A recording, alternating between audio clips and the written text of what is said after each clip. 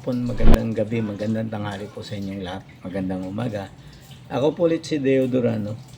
So, pakinggan lang po natin itong press conference ni Chubby Singson at nananawagan na po siya na bumaba na po si BBM sa kanyang pwesto as a president. Kasi nga po, talamak na po talaga. Nakita niyo naman po yung mga kwartang na pinagpepestahan ng mga DPWH. Nasa baba pa lang po yun. Eh paano po yung nasa congressman na ayon kay Tubi Chanco ay kay Mayor Magalong, eh ano ito? Ang pera doon nasa condominium na, tinatago. Isang nasa condominium unit na. Eh isipin mo kung paano gaano karami ito na pera na itinatago sa condominium unit. At yung pinagtatalunan ngayon sa Kongreso, sa Senado at Kongreso, kita nyo naman yung mga picture ng pera doon. Sa baba pa lang po ito, ha? DBWH pa lang. Eh paano na kung nasa taas ang korupsyon? Grabe na po talaga. Pakinggan lang po natin itong favorite song ni BBM na kanyang favorite na song.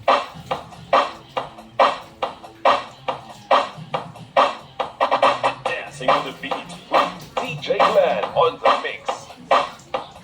Marcos Bangag, Marcos Bangag, Marcos Bangag, Bangag, Marcos Bangag, Marcos Bangag, Bangag, Marcos Bangag, Marcos Bangag, Bangag, Marcos Bangag, Marcos Bangag, Bangag, Marcos Bangag, Marcos Bangag, Bangag, Marcos Bangag, Marcos Bangag, Bangag, Marcos. Yan po yung favorite song ni BBM, mga kababayan. So pakinggan naman po natin ito ngayong press con ni Chubby Singson regarding po sa pananawagan niya na mag-resign na si BBM, mga kababayan. Kasi sobra na po talaga ang ginagawa ngayon ng mga taong gobyerno natin ngayon. Talagang pinagpepestahan po nila ang pera ng bayan. Napaka walang hiya po talaga. Pakinggan po natin ang press con ni Chubby Singson. Siya nagsabi, nakakaya kayo. Dapat nakakaya tayo eh. Kasama yung service kaya sila ang pagkakton niya eh. Alam niya lahat yan. Kaya may Alzheimer kako dahil nilension niya yung graft and corruption sa blood control. Eh, kasama siya, nakalimutan niya eh.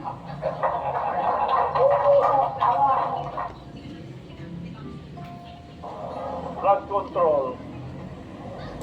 Yan, ayon kay Chubby Singson, bakit nga naman nung nagsona siya, ang binabanggit lang niya, mahiya naman kayo. Dapat daw, ang binanggit niya, mahiya naman tayong lahat. Yan ang sinasabi niya. Kasi nga, bakit? Kung napapansin nyo po, ang pinag-uusapan lang na flood control, na ghost flood control, ay ang Bulacan at ang Mindoro. Nababanggit po ba ang Region 1 na Ilocos Norte? Alam po natin na nandoon po may project din po ang mga Marcos doon sa Ilocos Norte. Nababanggit po ba yon? Na walang iba po, ang kanilang kontraktor ay si Diskaya. Lahat po ng project doon sa Ilocos Norte, wag na po tayong lalayo, ayon po kay Chubby Singson yan. So ituloy lang po natin ang press conference ni Manong Chubby Singson. Ito, Ilocano po ito, mga kababayan. Ha? Sa Region 1, Ilocos Norte. Dahil si Presidente nagsabi, may katiwala ang flood control. Ang flood control sa Ilocos Norte.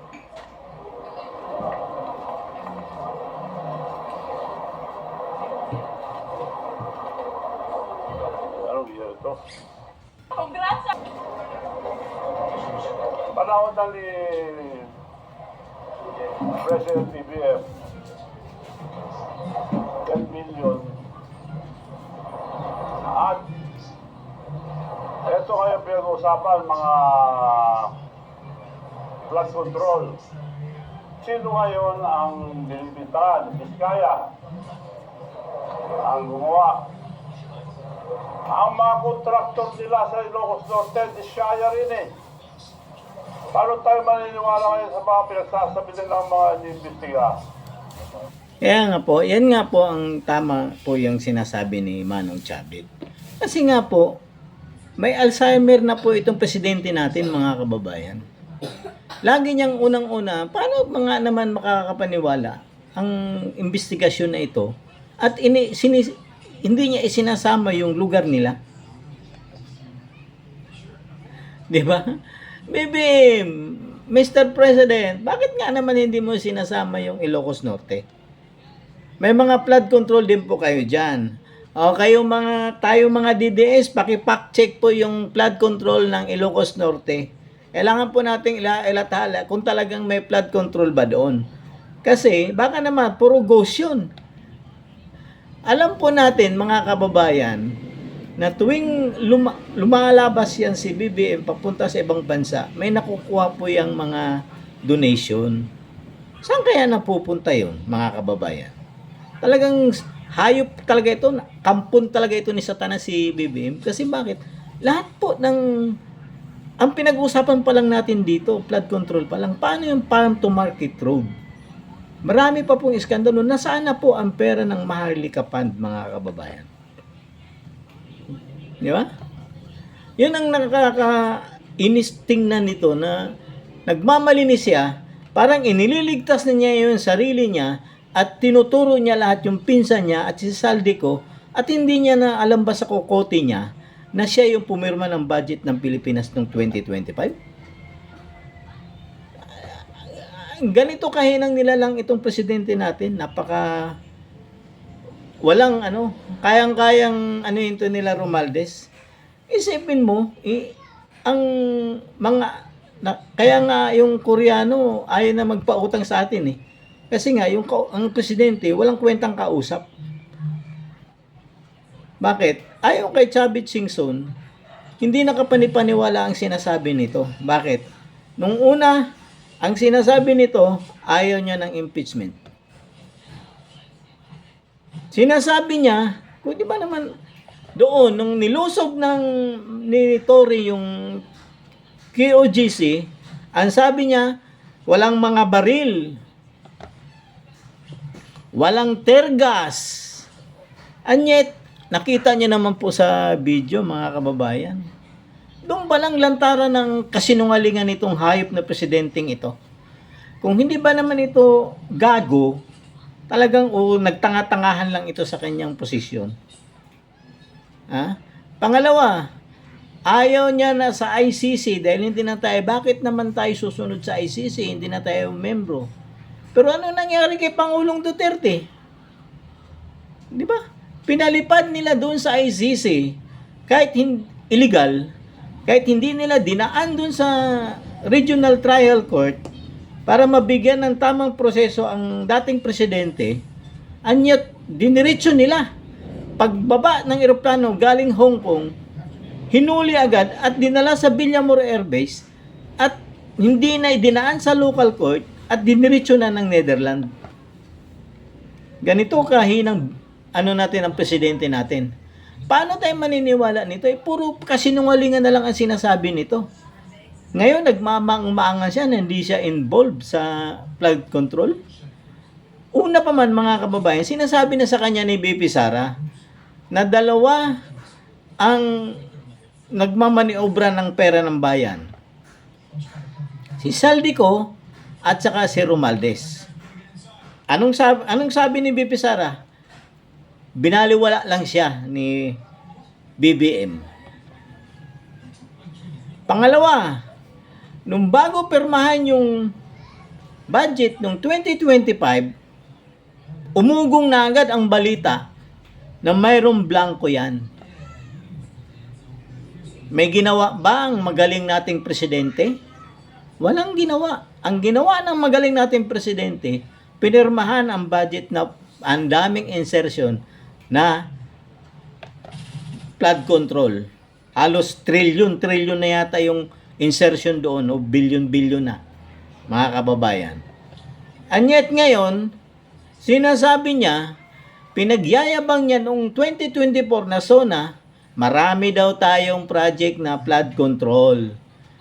Ano nangyari? After a week or 2 days ba yun? Dumating ang bagyo, binaha ang buong Pilipinas. 5,500. Anong sabi ng magaling nating presidente? Na overwhelmed daw ang kanyang flood control. At binangga ng barge. Ganito ka gago itong presidente natin. Pati tayo, niloloko tayo mga harap-harapan. Ito namang mga media, sakay din ng sakay. Di ba? Yan ang kahayupan nitong presidente natin ngayon. Hindi ko lang alam kung ano ba ito. Dala na nito ng kaiinom ng Coca-Cola. Siguro. Makalasing ka sa Coca-Cola, Mr. President. Ayon nga kay Bibi Sara. Alas 10:30 pa lang ng umaga. Amoy ano ka na. Ha? Ganun ka hinang nila lang itong presidente natin. Ngayon, hindi niya isinasama yung flood control doon sa Ilocos Norte. Bakit? Sino ba kontraktor niya? Di ba yung Diskaya rin? Tayo mga DDS, paki-fact check natin yung flood control doon sa Ilocos Norte. Baka naman mamaya, wala na namang flood control doon na nakatayo at sinuniyot na nila sa bulsa nila yung pera doon sa na bilyon-bilyon. Ayon dito kay Chavit Singson, ang lahat ng kontraktor nila doon ay ang Biskaya. At 4 na flood control na ginawa doon na kulang-kulang 1 bilyon ang budget, mga kababayan. Ganito ka takaw ito sa pera ang pamilyang ito. Alam naman natin, meron nga utos ang Korte Suprema na isauli nila ang 200 million ba or billion ba yun? Bago pa mag-eleksyon, nag-order na ang Korte Suprema pero hanggang ngayon, sinasauli ba nila? Ganito katakaw ang pera nito mga hayop na ito. Hindi pa ito sunugin sa impyerno itong mga pamilyang ito. Dapat talaga nito, hindi nito dapat balatan ng buhay ito ng mga taong bayan na yung nalunod, namatay sa baha, na inanod yung mga bahay, pinasok ng tubig at naglilimas, at yung mga hayop na ito, naglilimas ng pera doon sa kasino. Anak ng teteng, Ganito ka hayop itong nanunungkulan sa ating bayan ngayon, mga kababayan. Dapat talaga nito, bitayin ito. Balatan ng buhay, tapos bitayin para madala na ito mga kawatan sa gobyernong ito. Mga walang puso. Alam naman natin na mahirap na nga yung ordinaryong tao, lalo pa nilang pinahirapan kababayad ng tax.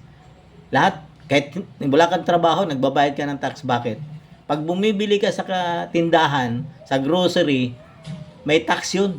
Kain ka sa Jollibee, may tax yun. Walang libre doon ngayon. Puro may tax. 10% value added tax. Ganito. Ganito nila kaya niloloko ang mga Kaya nga itong gobyernong ito, wala nang ibang inisip kung hindi paano kuhanan ng pera ang bayan. Yun na lang. Tataas nga ng sweldo. Tataas din naman yung bilihin. Ano na nangyari sa atin? Di ba? Yan mga kababayan, ganito kahinang nila lang ang presidente natin. Kampon talaga ito ni Satanas siguro si BBM.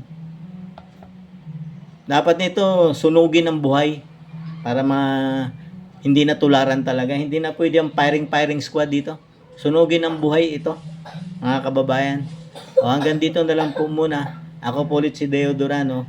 Magandang gabi po, magandang umaga, magandang tanghali po sa inyong lahat. God save the Philippines.